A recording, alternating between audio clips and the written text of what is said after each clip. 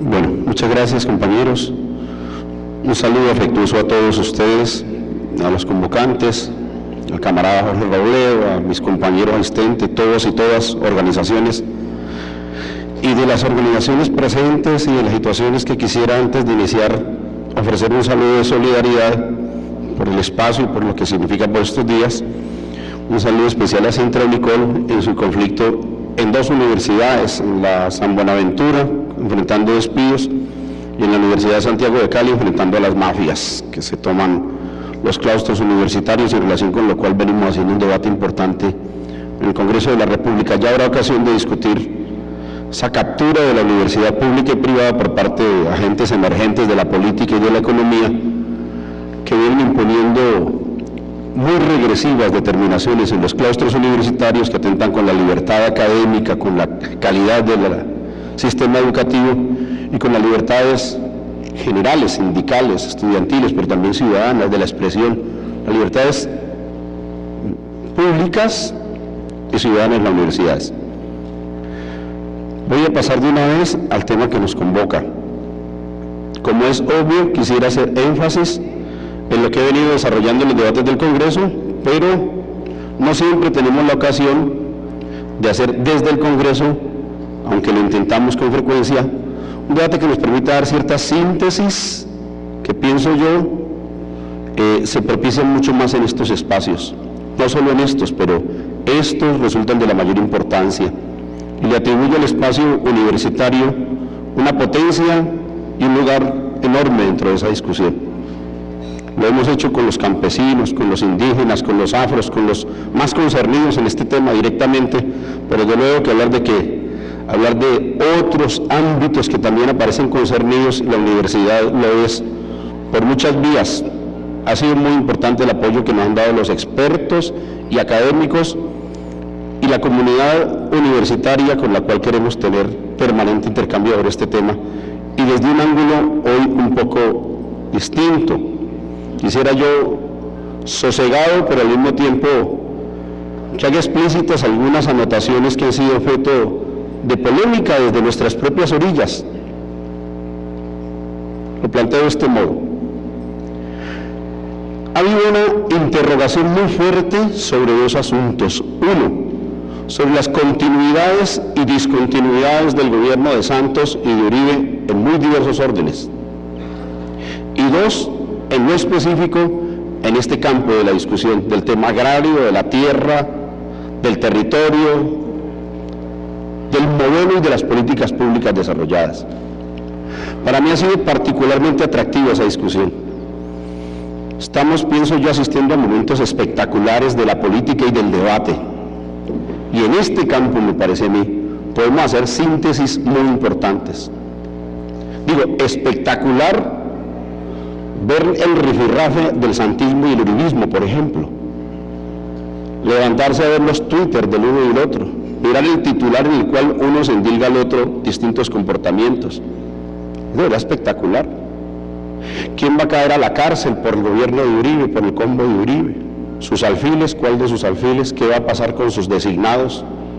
¿Cómo se dirimen esas contradicciones? ¿Existen esas contradicciones o no existen? ¿Cuáles son las diferencias que tenemos en el campo de la izquierda a propósito de esa lectura?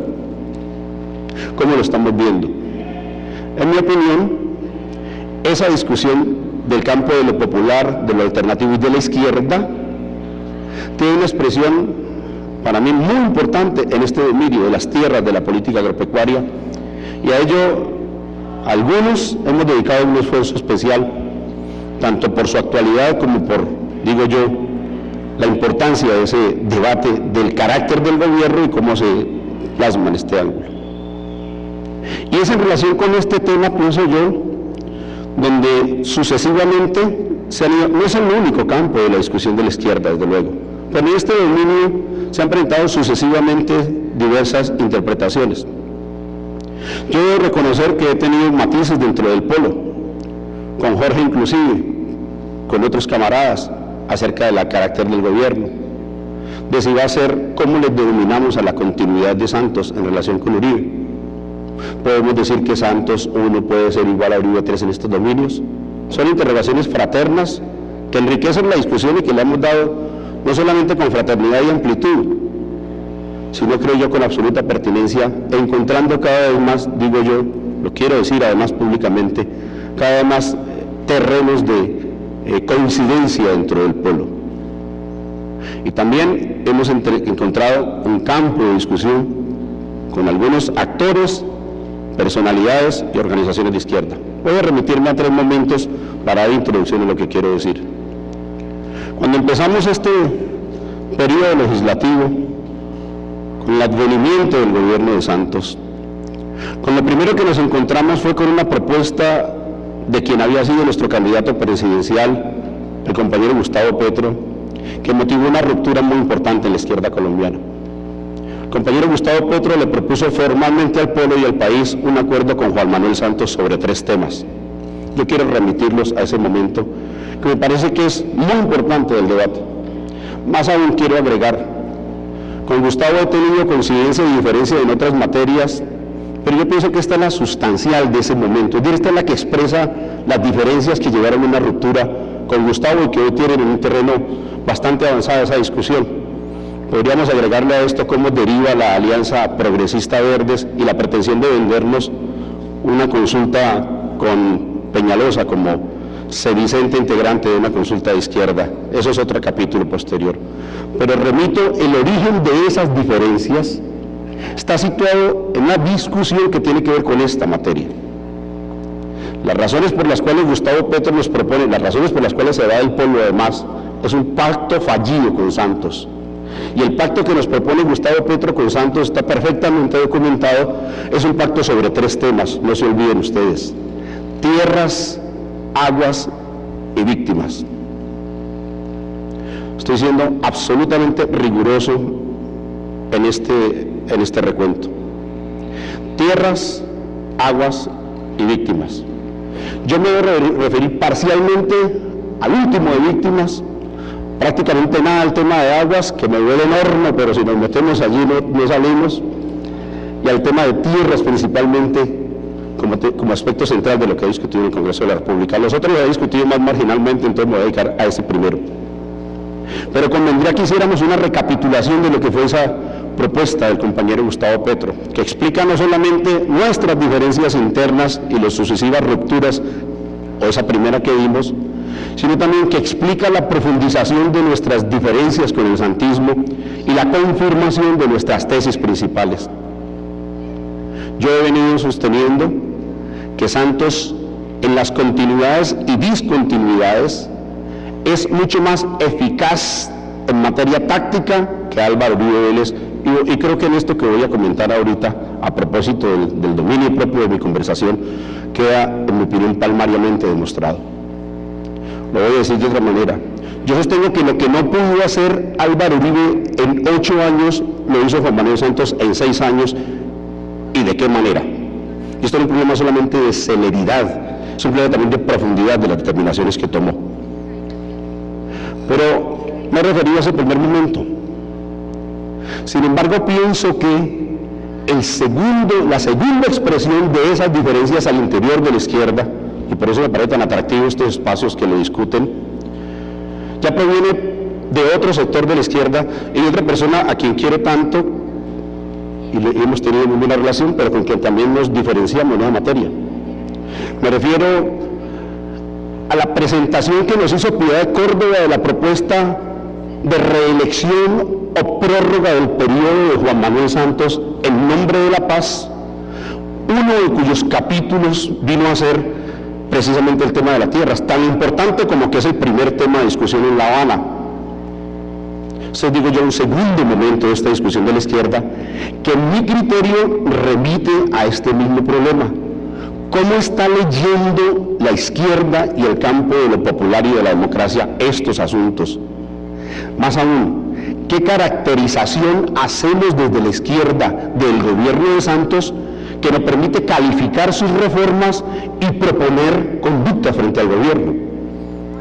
Cuando nos declaramos en oposición a Santos, algunos pensaron que era una manifestación tempranera. Claro, como se discutía en la izquierda eran estas cosas, si la paz o la guerra nos llevaban a respaldar o no a Santos, si la paz y la guerra iban a sobredeterminar el debate, el desenlace del problema de las tierras, si las negociaciones de la paz y de la guerra iban a sobredeterminar inclusive el tema de la salud, de la educación, el conjunto de asuntos que discute la sociedad. Pues bien, un segundo momento muy importante de esa diferencia, lo quiero decir explícitamente, es ese. Piedad de Córdoba proponiéndonos, ya no en nombre de las tierras, las víctimas y el agua, sino en nombre de las negociaciones de la paz y de su suerte, la perpetuación del gobierno de Juan Manuel Santos, por una voz tan caracterizada de la marcha patriótica como la compañera Piedad Córdoba.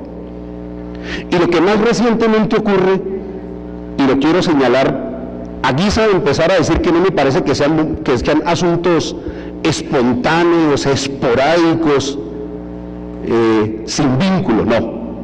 Lo último que quiero decir es que ya más resueltamente es Raúl Santrich desde La Habana quien nos notificó recientemente de cómo piensan, él por lo menos, el carácter del gobierno de Santos, y dijo que el discurso social de Juan Manuel Santos era, comillas, moderno y reformista.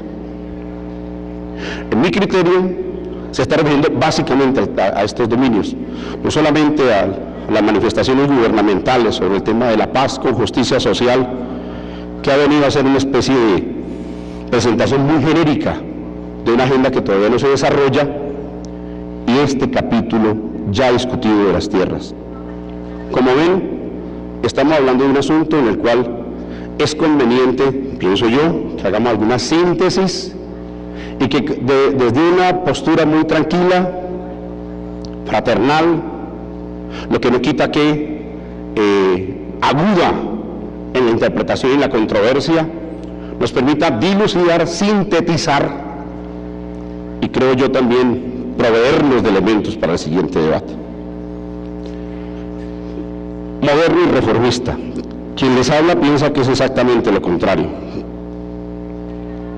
Voy entonces a darle un contexto a los temas principales que han sido objeto de consideración desde nuestra curul sobre este asunto, que están más vinculados al tema de la extranjerización de la tierra, de la financiarización de la tierra, con un foco nuestro que es la altillanura colombiana. Lo he tratado de explicar en otras oportunidades y tengo ocasión de hacerlo de manera un poco más detenida. El Fondo Monetario Internacional, él, no nosotros, le ha denominado a toda esta puja global por la tierra, le ha llamado la fiebre por la tierra. La fiebre por la tierra ha sido estudiada no solo por el Banco Mundial. Normalmente, algunas veces, me gusta invitar a algunas lecturas que nos ayuden a detenernos un poco más en estos asuntos. Podría leerse un documento del Fondo Monetario Internacional, pero yo invito a leer un documento de GRAIN, una ONG internacional que describe muy bien lo que estaba pasando por unas calendas que explica los prolegómenos de la fiebre por la tierra. ¿Dónde ubica GRAIN ese momento tan importante?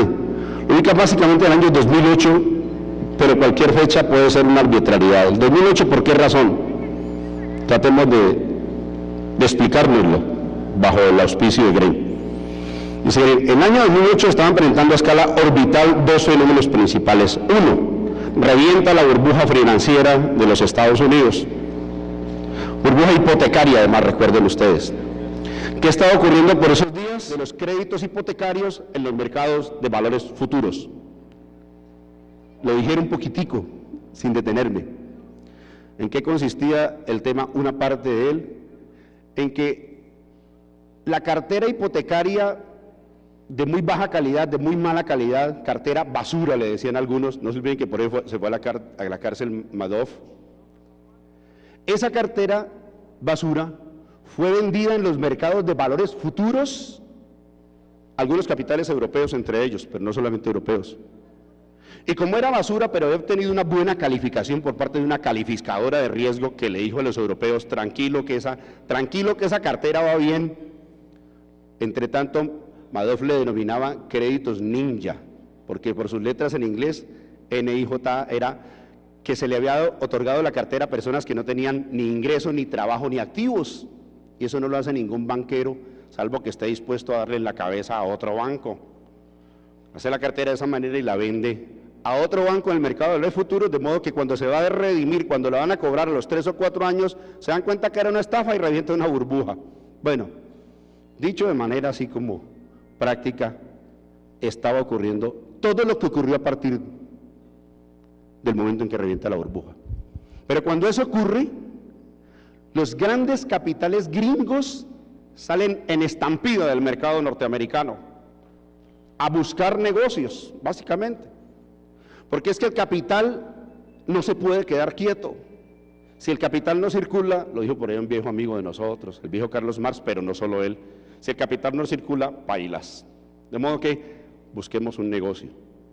¿Cuáles eran los negocios que en ese momento estaban prestando a escala orbital y por qué se configuran algunas fuerzas económicas que dan en que sea la tierra la víctima, la nueva víctima, el capital financiero, y al lugar a lo que después algunos han llamado la bursatilización de la tierra, entre otros?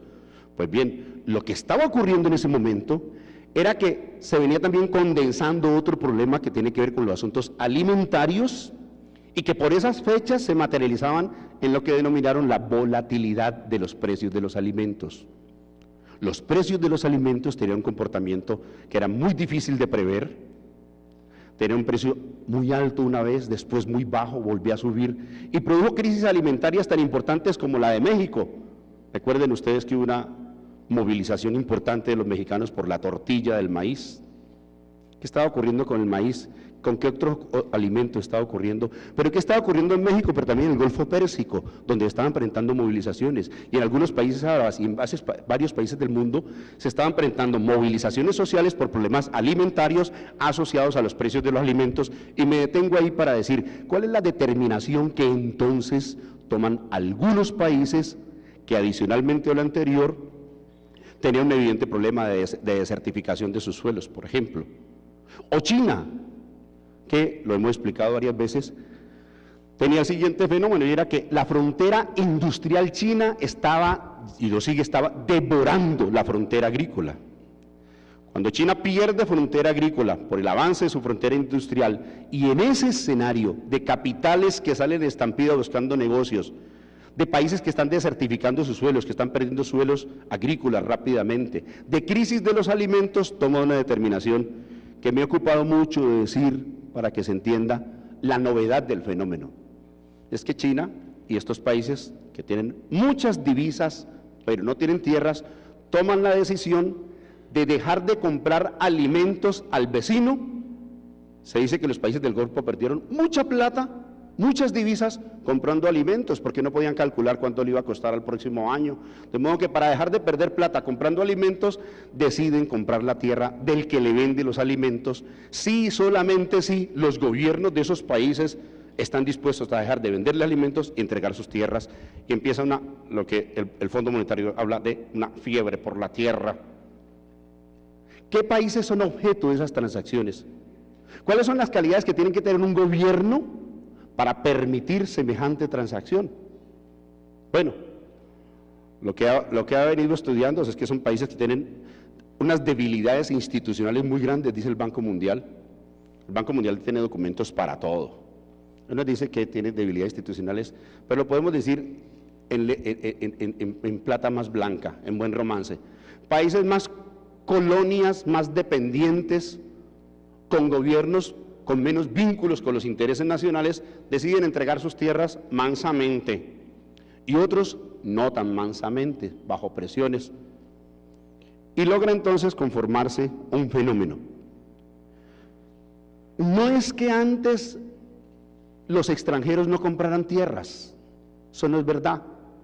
Bueno, lo que relata 100 años de soledad es como una compañía bananera vino y compró unas tierras y produjo un conflicto laboral y una masacre, de modo que no es exacto decir que venta de tierras a compañías extranjeras solamente ocurran después del 2008, eso no es verdad. Tiene antecedentes de extranjerización de la tierra, o mejor, de entrega de tierras a compañías extranjeras, no solamente para actividades agrícolas, sino también mineras, y eso la historia da cuenta. Pero el fenómeno como tal, con ese impulso y con esas características y con nuevas condiciones, reordenamientos internacionales, imposiciones del Fondo Monetario y del Banco Mundial, realmente tiene razón Grain, empiezan a sucederse a partir de esa fecha. Y ocurre lo que hemos dicho que ha ocurrido.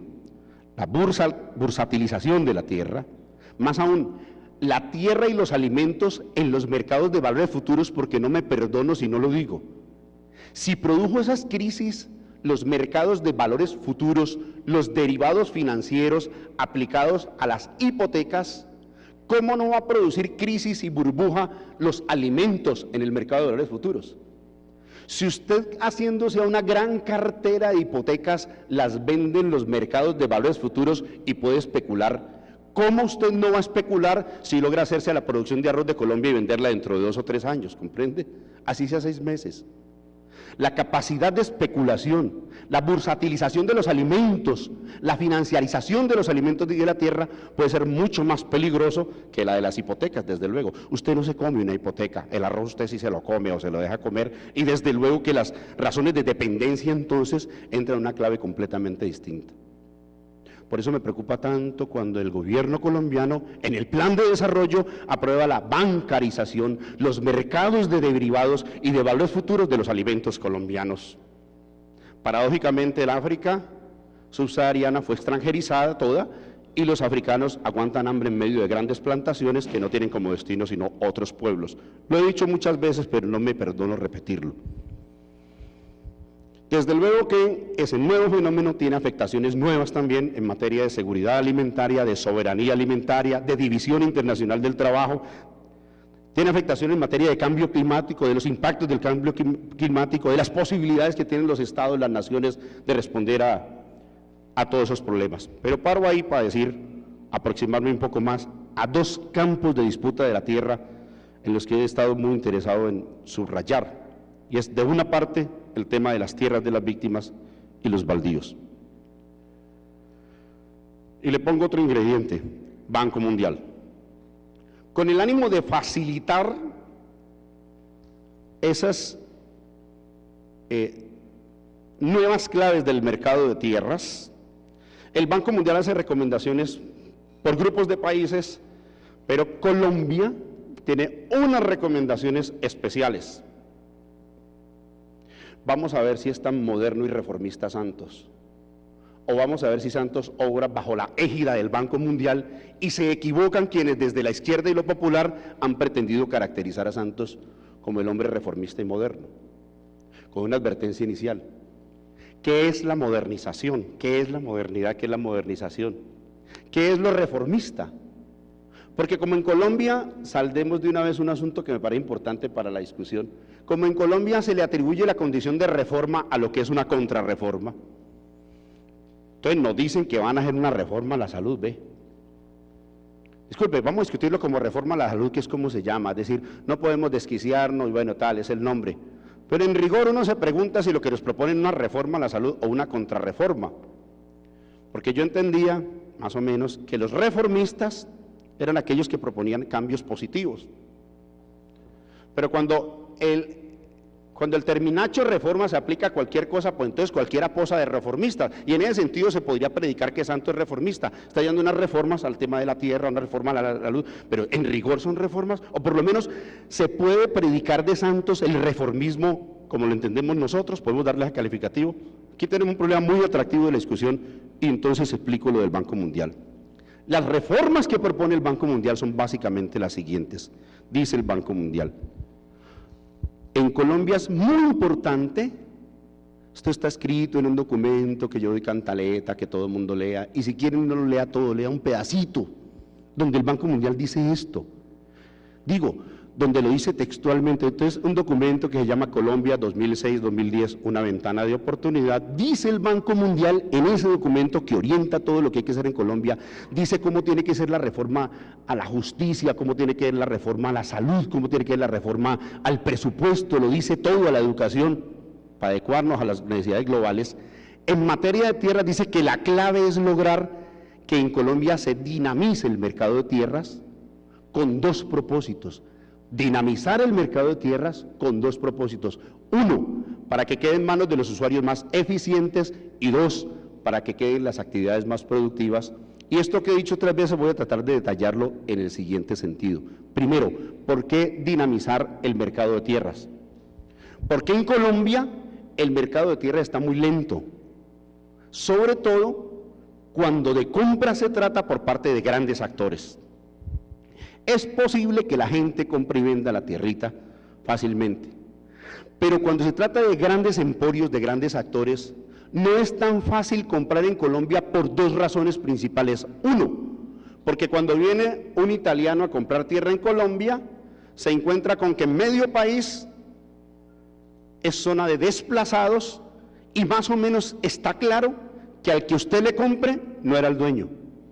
Y yo no estoy diciendo que el que le va a vender sea el asesino, no, pero muy probablemente lo es, o le ha comprado a un segundo o un tercero, o han hecho, como ocurre mucho, una falsa tradición, muchas compras y ventas ficticias para que el pisco aparezca como el man que compró sin saber que había habido una masacre. Entonces hay gente en Mapiripán que tiene tierra y cuando la va a vender le dicen, pero es que hay una masacre, y dice, uy Dios, aquí hubo una masacre. Están parados sobre la sangre físicamente derramada, como diría la poesía. Intenta presentarse como compradores de buena fe exento de culpa, como ya le llama la norma. Pues bien, medio país en esa, y otro medio país tiene otro problema grave, y es que son tierras baldías de la nación que por mandato legal y constitucional no se le puede vender a un capitalista. El espíritu de la norma es que se venda en el mercado campesino y se mantenga en el mercado campesino, para lo cual las normas tienen un conjunto de criterios de una parte y de normativas que establecen que se mantenga en el mercado de tierras. Nadie puede acumular más de una unidad de tierra campesina. ¿Y qué es la unidad de tierra campesina? Es variable porque la tierra no es igual de productiva en todo el país, entonces esas unidades de tierra campesina son más chiquitas en unas partes y más grandes en otras. En Colombia se llama unidad agrícola familiar. ¿Qué ha dicho entonces el Banco Mundial? Me paro en otro hombre, a quien quiero mucho, Carlos Suescún, quien habla del mercado restringido de tierras. ¿Qué dice Carlos Suescún? En Colombia hay un mercado restringido de tierras. Vamos a ver cómo el Banco Mundial tiene razón en proponer lo que propone.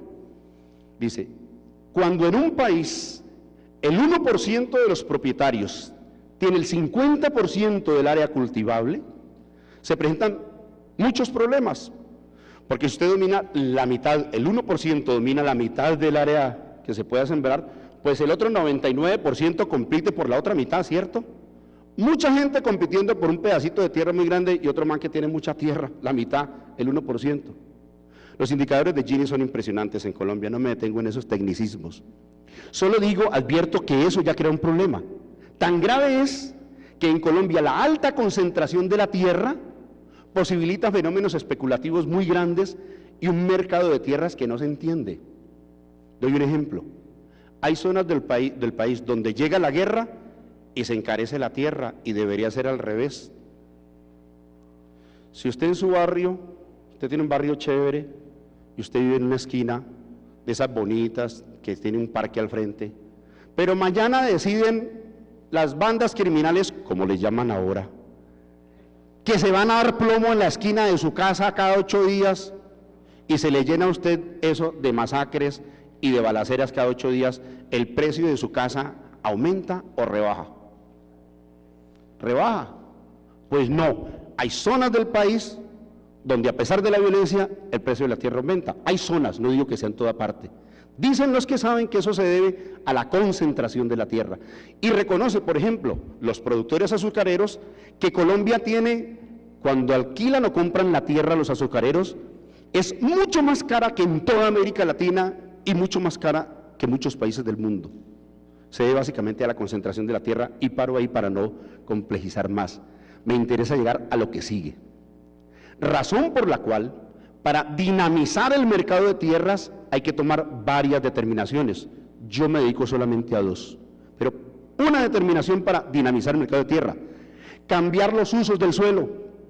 Porque cuando la mayoría de la tierra está, por ejemplo, en ganadería extensiva, debe inducirse a un cambio del uso del suelo para que deje de producirse ganadería extensiva y se produzca, por ejemplo, alimentos. Es una de las recomendaciones que hay. Para eso hay que hacer catastros del suelo, nuevos prediales, en fin. Otra determinación, formalización de los títulos. Otra, titulación de títulos, catastro rural, varias determinaciones. Pero del Banco Mundial me interesan 2 a propósito de lo que estoy diciendo. Una, ¿qué recomienda el Banco Mundial para víctimas? ¿Y qué recomienda para baldíos? Para víctimas, 6 millones de hectáreas, dice, tierras disputadas a sangre y fuego. El Banco Mundial recomienda lo siguiente, dice el Banco Mundial: tenemos que darle seguridad jurídica al que compra. Primera observación. ¿Cuál es la preocupación del Banco Mundial cuando habla de la seguridad jurídica de la transacción? ¿Está preocupado por la víctima y las familias de las víctimas, o está preocupado por el que va a comprar? ¿Quién es el que va a comprar? ¿Quiénes son los que están comprando a escala orbital? China, India, Italia, España, Argentina, Brasil, Chile, en América Latina, en Colombia ya los vimos, gringos, europeos. ¿Quiénes son los compradores?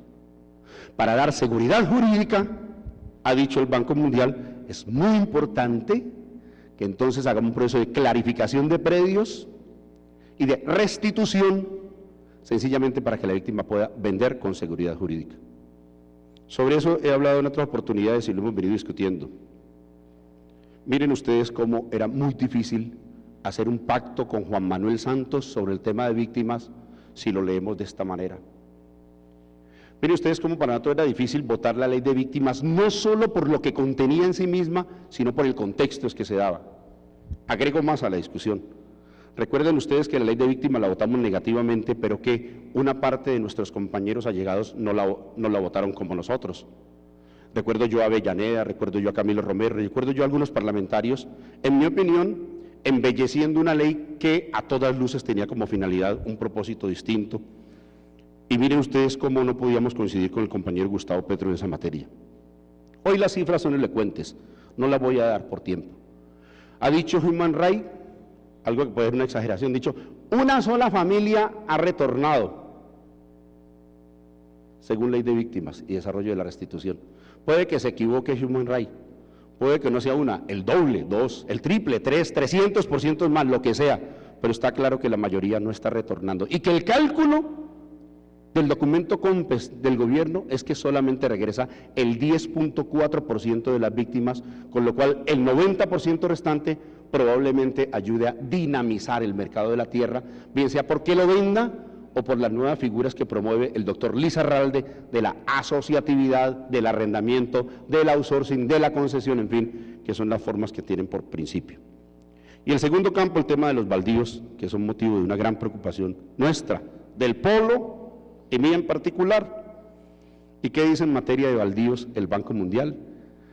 Principalmente dos temas gruesos. Uno, que hay que eliminar la barrera a la acumulación de unidades agrícolas familiares de las que hablábamos antes, porque cuando China venía a comprar tierra no quería comprar 1000 hectáreas, para hablar del foco donde estoy hablando de la Altillanura, que es la unidad de tierras campesinas, la unidad agrícola familiar. No, China no venía por 1000 hectáreas, China venía por 400.000 hectáreas a Colombia y no las pudo comprar por esa pequeña bobadita de la restricción de acumular unidades agrícolas familiares. Entonces el Banco Mundial ha dicho, haga eso. Yo les quiero decir que eso lo intentó Álvaro Uribe en varias oportunidades. Lo intentó mediante un acuerdo que se llamaba 148 del 2008, del INCODER. Lo intentó mediante consultas al Consejo de Estado, unas que hizo en el 2009. Lo intentó en 3 oportunidades. El que quiera leer esto, para no detenerme, lean La silla vacía sobre este tema, donde dice cuántas veces Uribe intentó modificar la unidad agrícola familiar. Pero Uribe no tuvo la capacidad política de sacar un proyecto de ley para estos efectos. Hay un discurso de Uribe en la Facenda, creo que Jorge lo recuerda, discurso famoso de Álvaro Uribe en la Facenda, donde dice, nos encontramos con la última gran frontera agrícola de baldíos en Colombia, los llanos orientales, la Altillanura. Y no la podemos vender porque yo no he podido modificar la disposición que dice que nadie puede tener más de una unidad agrícola familiar. Durante 8 años intentó Uribe crear las condiciones para quitar ese límite de tierra. Pues bien, Juan Manuel Santos lo logra en 6 meses. Por eso digo que en muchos dominios Juan Manuel Santos tiene mayor eficacia táctica que Álvaro Uribe, y en este tema donde hemos tenido tanta polémica desde la izquierda, yo digo que es donde es más palmario. No, es que Santos es distinto de Uribe porque, entre otras cosas, Uribe dejó de ser funcional y había ralentizado la agenda y Juan Manuel Santos logra reordenar el bloque de poder para poder sacar adelante con mayor eficacia la agenda. Juan Manuel Santos lo logra en el Plan Nacional de Desarrollo, los artículos 60, 61 y 62, modifica toda la historia colombiana en materia de tierras baldías y logra permitir que en nombre de los proyectos especiales agropecuarios o forestales alguien pueda acumular más de una unidad agrícola familiar. Quiero decir solo para los que estén interesados, si quieren averiguar la historia del Código Civil en esa materia, tendrán que remontarse a las cédulas reales donde desde ultramar los reyes decían, no los baldíos, decían las tierras realengas de esa época, hoy baldíos, solo se pueden entregar bajo el criterio de morada y labor. Eso lo bebimos realmente de la Europa insular, de España. Esa norma que tiene siglos, después se recibe bajo la independencia en el Código Civil y se ha mantenido con el mismo criterio, el que les he mencionado. Hoy se dice solo para campesinos pobres, antes se decía bajo criterios de morada y labor, que era básicamente lo mismo. De modo que lo que logra modificar Santos con el plan de desarrollo es una norma que tiene un largo historial en nuestro país y que Uribe no pudo modificar. Bien, ya han visto ustedes, resumo, nosotros hemos encontrado muchos empresarios. Bueno, lo primero que debo decir es que esa norma de Juan Manuel Santos la logramos vencer teóricamente en la Corte Constitucional en una demanda que interpusimos con Jorge Enrique Robledo, mi persona, nuestros equipos, el equipo de Jorge Robledo de Wilson Arias, y logramos que la Corte Constitucional echara atrás el plan de desarrollo de Santos, porque si no estaríamos en un llanito horrible en esa materia. Paso a la fotografía final de esta discusión, es la siguiente. Era que no ha podido sacar adelante Juan Manuel Santos esa determinación, o mejor, la sacó adelante y se la echamos atrás. El doctor Juan Manuel Santos está empeñado hoy en algo en lo que creo que puedo perfectamente ya hacer empalme con el doctor Jorge Robledo, que me imagino que se va a referir, puede referirse a ese tema. Lo he visto tuitear mucho hoy sobre ese tema, Jorge, y es el intento del gobierno de nuevamente presentar una norma que tiene como finalidad dos cosas. Uno, crear condiciones a futuro para que próximos compradores puedan comprar grandes extensiones. Y dos, intentar sanear, blanquear las compras mal habidas de los empresarios que, no obstante esta norma, esta disposición, se habían hecho a tierras. ¿De quién estamos hablando? De muchas compañías extranjeras que ya lo hicieron, violando evidentemente la norma. Hemos encontrado a Mónica Semillas, hemos encontrado a Brasilera, hemos encontrado a Cargill de los Estados Unidos, hemos encontrado a Poligrau, que es ítalo-española, que compró en Mapiripán alegando no saber que había ocurrido una masacre. Hemos encontrado chilenos, hemos encontrado argentinos, como La Sierra.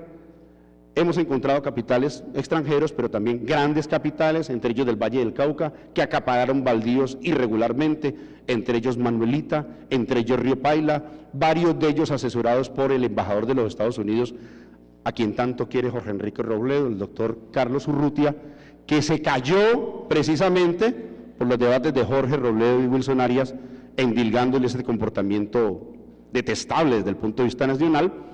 Y hemos encontrado también, para finalizar, algunos familiares del actual gobierno. Yo opino que todo el último periodo, cuando el gobierno ha estado intentando presentar su proyecto de ley para convalidar estas fechorías, no lo ha podido hacer porque últimamente nos hemos aplicado a encontrarle algún baldío a alguien del equipo de gobierno y demostrar que el entorno económico del Palacio de Nariño de Juan Manuel Santos está muy vinculado a estos intereses, entre ellos principalmente el doctor Rubén Darío Lizarralde, actual ministro de Agricultura, quien fuera igualmente gerente de Fedepalma, muy comprometido en lo uno, en los hechos de violencia, y en lo otro, en acumulación irregular de baldíos. Termino con lo siguiente.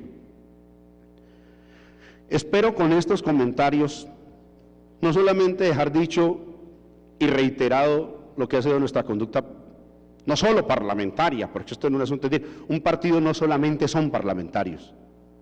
Además de estos debates parlamentarios, y reconozco no solamente el polo, digámoslo como es, la oposición social y política porque también el movimiento social ha hecho oposición. El reciente paro campesino es una expresión muy lúcida y oportuna de ello.